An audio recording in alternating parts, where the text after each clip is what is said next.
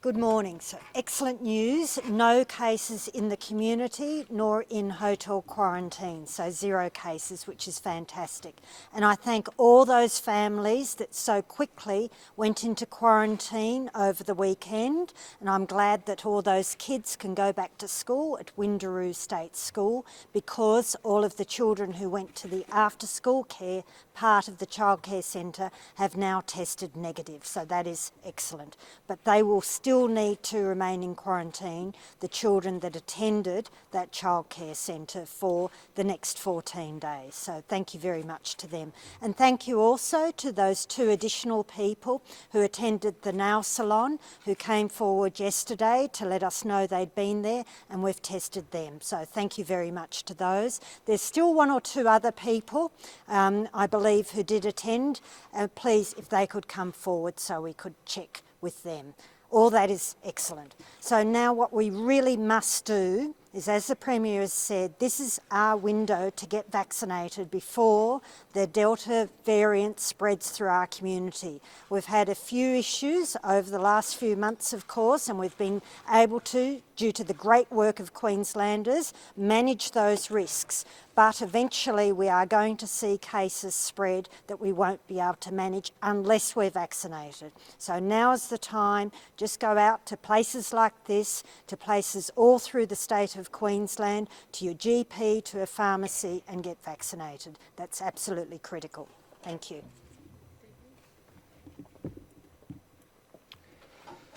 Well, look, as you can see, we are absolutely racing to get as many Queenslanders vaccinated as we possibly can. We have this window of opportunity in which to get people vaccinated, and we are desperately holding that window open.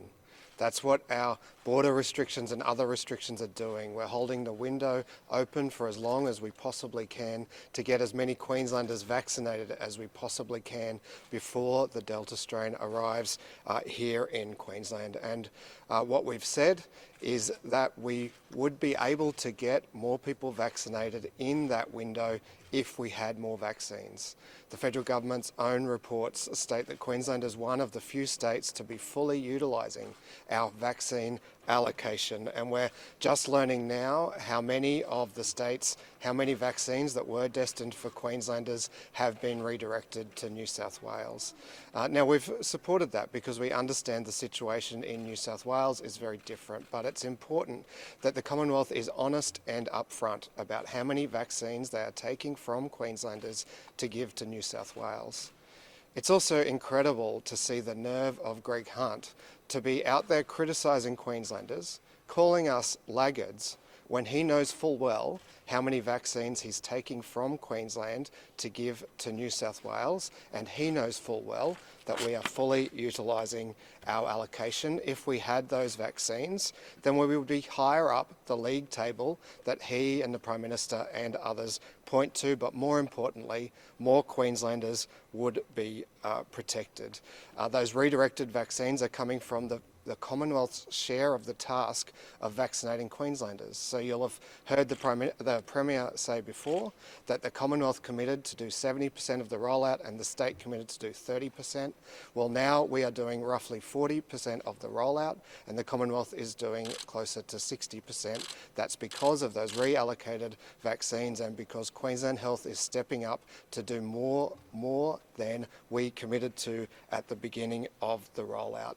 To be quite frank, I'm less concerned about where the Prime Minister spends his weekends and more concerned with where he's sending the vaccines. I'm also concerned that we continue to have one of the lowest rates of aged care workers who are fully vaccinated, and concerned to see that the Commonwealth's own Horizon reports suggest we'll continue to get less than our fair share of the vaccines through September and through to the end of the year. These reallocations can't all be explained by the outbreak. If it was just because of the outbreak, then why would they be taking vaccines off Victoria as well to send to New South Wales? All we're asking for here is some honesty, to stop criticising Queensland and Queenslanders for our vaccination rate, which is largely caused by the flow of vaccines into the state.